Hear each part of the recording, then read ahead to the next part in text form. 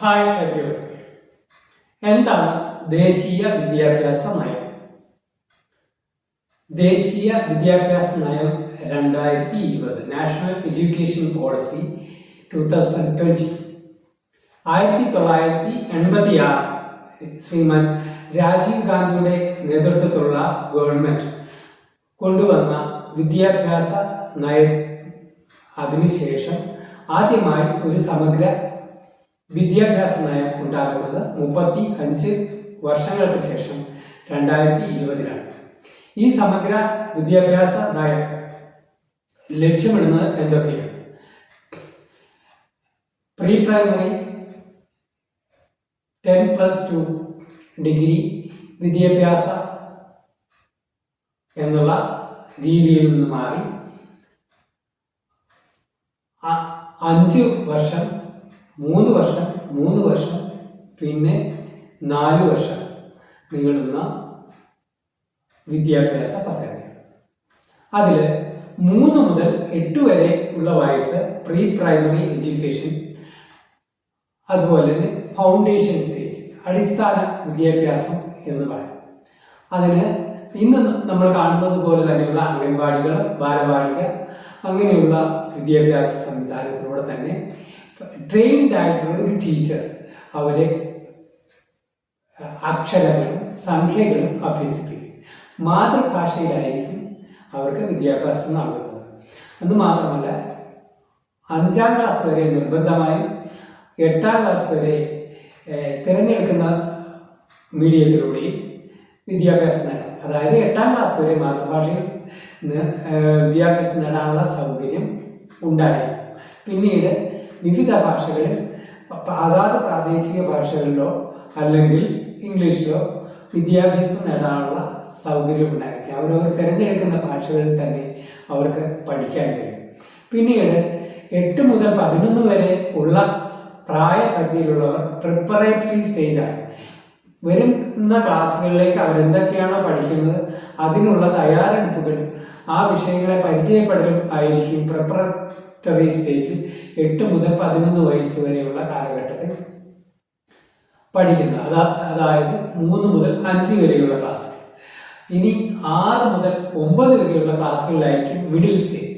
കാര്യങ്ങളെ ആഴത്തിൽ പഠിക്കുകയും മനസ്സിലാക്കുകയും ചെയ്യുകയും തങ്ങളുടെ ആവശ്യം ഏതാണെന്നറിഞ്ഞ്, താല്പര്യം ഏതാണെന്നറിഞ്ഞ് വിഷയങ്ങൾ തിരഞ്ഞെടുക്കുന്നതിന് വേണ്ടിയിട്ടുള്ള വിശദമായ പഠനമാണ് 11 മുതൽ 14 വയസ്സ് വരെയുള്ള പ്രായത്തിൽ നടക്കുക.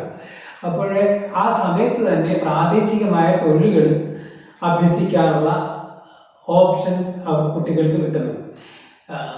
ഇലക്ട്രിക്കൽ, കാർപ്പൻട്രി, അല്ലെങ്കിൽ പ്ലംബിംഗ്, അങ്ങനെ പ്രാദേശികമായ തൊഴിൽ സാധ്യതയുള്ള പ്രാഥമിക അറിവുകളോടുകൂടി ചെയ്യാൻ പറ്റുന്ന തൊഴിലുകൾ, അതിനുള്ള ഒരു പരിശീലനം കൂടി കുട്ടികളുടെ അഭിരുചിക്കനുസരിച്ച് അവർക്ക് നൽകാനുള്ള സംവിധാനം.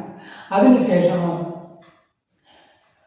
ഡിഗ്രി ക്ലാസ്സുകളിലേക്ക് എത്തുമ്പോൾ 4 വർഷത്തെ ഡിഗ്രിയാണ് ഉദ്ദേശിക്കുന്നത്. അവിടെ സയൻസ് എന്നും ആർട്സ് എന്നും അല്ലെങ്കിൽ ഹ്യൂമാനിറ്റീസ് എന്നോ കൊമേഴ്സ് എന്നോ ഉള്ള വേർതിരിവില്ല. ഏത് വിഷയമാണോ ഇഷ്ടപ്പെടുന്നത്, സയൻസ് ഇഷ്ടമുള്ളവർക്ക് സയൻസും, ഹ്യൂമാനിറ്റീസ് ഉള്ളവർക്ക് ഇഷ്ടമുള്ളവർക്ക് അതും പഠിക്കാം. എന്നാൽ അത് ഒരു കമ്പാർട്ട്മെന്റലൈസേഷൻ അവിടെ നടക്കുന്നില്ല. സയൻസ് എന്നും ഒരു ഡിസിപ്ലിൻ അല്ലെങ്കിൽ മറ്റൊരു ഹ്യൂമാനിറ്റീസ് ഡിസിപ്ലിൻ എന്ന് വേർതിരിക്കുന്നതിന് പകരം ഹ്യൂമാനിറ്റീസിലുള്ള ഒരു വിഷയവും സയൻസിലോ ഉള്ള ഒരു വിഷയമോ അല്ലെങ്കിൽ കൊമേഴ്സിലുള്ള ഒരു വിഷയം, ഇങ്ങനെ ഒരു കോമ്പിനേഷനിൽ കുട്ടികൾക്ക് പഠിക്കാൻ കഴിയും. അതുകൂടാതെ ഓരോ വർഷവും തങ്ങൾ പഠിച്ച മാർക്ക് ക്രെഡിറ്റ് ചെയ്ത് അവരുടെ ഒരു അക്കൗണ്ടിൽ, പേഴ്സണൽ അക്കൗണ്ടിൽ അവരുടെ മാർക്സും സ്കോറും കാണുകയും ചെയ്യും. ഈ സ്കോറുകൾ മറ്റേത് യൂണിവേഴ്സിറ്റിയിൽ ഉള്ളവർക്കും ആക്സസ് ചെയ്യാം. അതായത് ഇന്ന് ഒരു യൂണിവേഴ്സിറ്റിയിൽ പഠിക്കുകയാണെങ്കിൽ നാളെ അടുത്ത വർഷം വേറൊരു യൂണിവേഴ്സിറ്റിയിൽ പഠിച്ചാൽ ഇതിന് തുടർച്ചയായി 4 വർഷം പഠിച്ചാൽ മതിയാകും. അങ്ങനെ പലതവണ എക്സിറ്റ് എൻട്രി ചെയ്യാനുള്ള സൗകര്യമുണ്ട്. അതായത് പഠിത്തം നിർത്താനും വീണ്ടും ജോലി ചെയ്യാനും വീണ്ടും പഠിക്കാനും, അങ്ങനെ തുടർന്ന് ജീവിതം മുഴുവൻ പഠിച്ചുകൊണ്ടിരിക്കാനുള്ള ഒരു സൗകര്യമാണ് വിഭാവനം ചെയ്തിരിക്കുന്നത്. അതുകൂടാതെ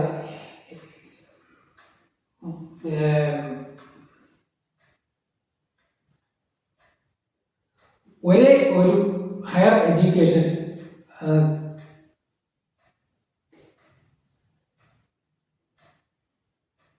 കമ്മീഷൻ, ഒരു ഹയർ എഡ്യൂക്കേഷൻ കമ്മീഷൻ ആയിരിക്കും എല്ലാ തരം വിദ്യാഭ്യാസവും നിയന്ത്രിക്കുന്നത്. ഒരു ഹയർ എഡ്യൂക്കേഷൻ കീഴിലായിരിക്കും മെഡിക്കൽ വിദ്യാഭ്യാസം ഒഴികെയുള്ള മറ്റെല്ലാ വിദ്യാഭ്യാസവും നിയന്ത്രിക്കപ്പെടുന്നതും നയിക്കപ്പെടുന്നതും.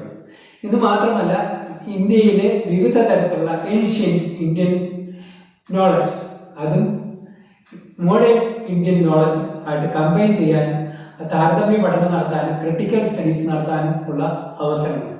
ഇപ്പോൾ അത് കൂടാതെ നമ്മുടെ ട്രഡീഷണൽ ആയിട്ടുള്ള പല അറിവുകളും നമുക്ക് പഠിപ്പിക്കാനുമുള്ള അവസരങ്ങൾ തുറന്നു കിട്ടും. ഇങ്ങനെ പലതരത്തിലും ഇന്ത്യ മഹാരാജ്യത്തിലെ ജനങ്ങൾക്ക്, യുവജനങ്ങൾക്ക്, വിദ്യാർത്ഥികൾക്ക് നമ്മൾക്കാകെയും പ്രയോജനം വരുന്ന ഒരു വിദ്യാഭ്യാസ പദ്ധതിയാണ് ദേശീയ വിദ്യാഭ്യാസ നയം 2020 വിഭാവനം ചെയ്യും. ഇനി ഇതിന് പരാതികളും പരിഭവങ്ങളും എതിർപ്പുകളും ധാരാളമായി ഉയരുന്നുണ്ട്. PM ശ്രീ എന്നൊരു പദ്ധതിയിലൂടെ ദേശത്തെല്ലായിടത്തും, അതായത് ഒരു ബ്ലോക്കിൽ 2 സ്കൂളുകൾ വീതം കേന്ദ്ര ഗവൺമെന്റ് പ്രധാനപ്പെട്ട സംഭാവന നൽകി, അല്ലെങ്കിൽ അതിന്റെ ചെലവുകൾ മേജർ എമൗണ്ട് സെൻട്രൽ ഗവൺമെന്റ് വഹിച്ചുകൊണ്ട് നടത്തുകയും ഒരു മോഡൽ സ്കൂളുകളായി ഉയർത്തിക്കൊണ്ടുവരാനുള്ള സംവിധാനം ചെയ്തു. ഇന്ന് വിവാദത്തിലായിരിക്കുന്ന PM ശ്രീയെ കുട്ടികൾക്ക് ദേശീയ വിദ്യാഭ്യാസ പദ്ധതിയിലൂടെ പരിശീലനം നേടാനുള്ള മോഡൽ സ്കൂളുകളായിരിക്കും. തുടർന്ന് മറ്റു സ്കൂളുകളിലേക്കും ഇത് വ്യാപിപ്പിക്കാനും ഇതിന്റെ പ്രയോജനം മനസ്സിലാക്കാനും വേണ്ടിയാണ് PM ശ്രീ എന്ന പദ്ധതിയിലൂടെ ഉദ്ദേശിക്കുന്നത്.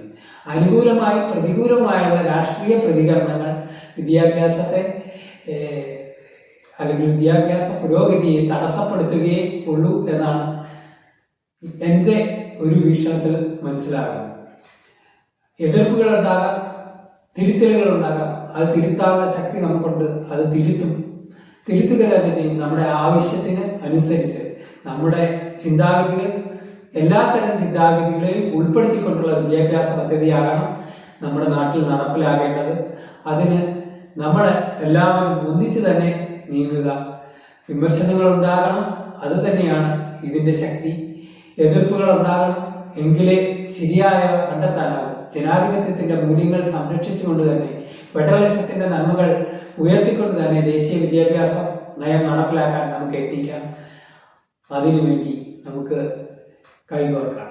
Thank you everyone.